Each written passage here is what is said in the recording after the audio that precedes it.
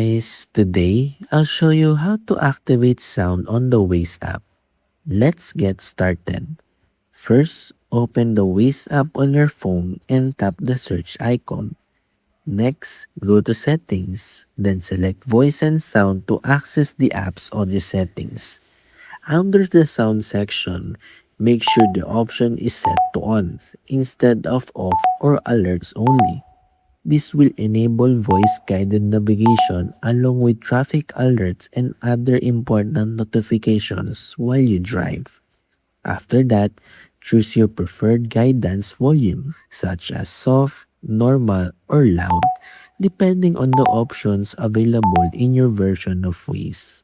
If you're connected through Bluetooth, Android Auto, or Auto CarPlay, make sure your phone's media volume and your car's audio volume are also turned up. Finally, start a route to test the voice guidance and confirm that the sound is working properly.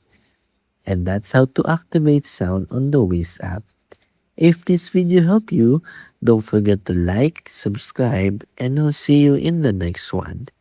Thanks for watching.